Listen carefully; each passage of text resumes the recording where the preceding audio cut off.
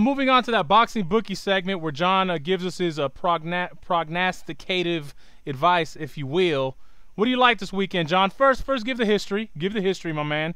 Give the history. Well, boxing bookie segment is the segment we basically I've made my picks pretty much live. You know, they're there for everybody to see.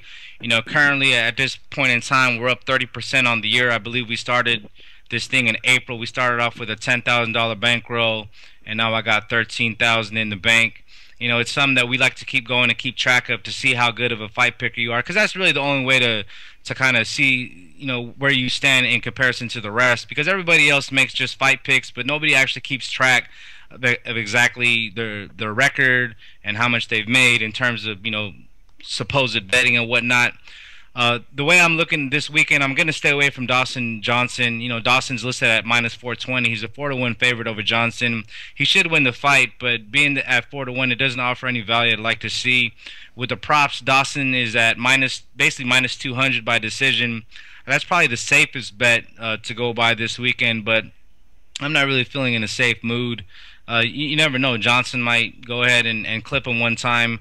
Truth be told, I'm not entirely impressed with what Dawson has shown over the past year or so. So I'm going to stay away from that bout. But the heavyweight fight that I've been talking about for months now, that it just looks like a big number to me based on Valuev's, I guess, lack of, I guess, fundamentals.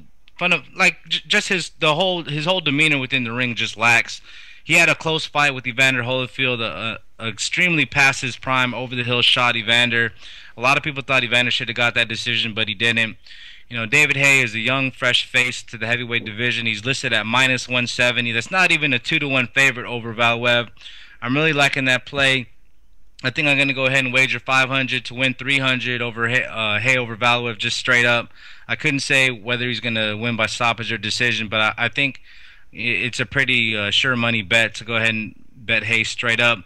People forget that when Valuev and Monty Barrett squared off, I clearly remember Barrett wobbling Valuev, I believe, in that first round. As soon as he decided to let his hands go, I think if Haye decides to go ahead and let his hands go and forget about the fact that Valuev is some sort of weird giant creature, I think he can bang him out there in the early rounds. Well, there you have it, the boxing bookie. You're liking David Haye? Just straight up to win. Straight up to win at -170. How much are you putting up now? You can't just put a pick out and don't put any. I know, I already said it. I said 500 to win 300. Just checking to see if you're trying to be sneaky and lie.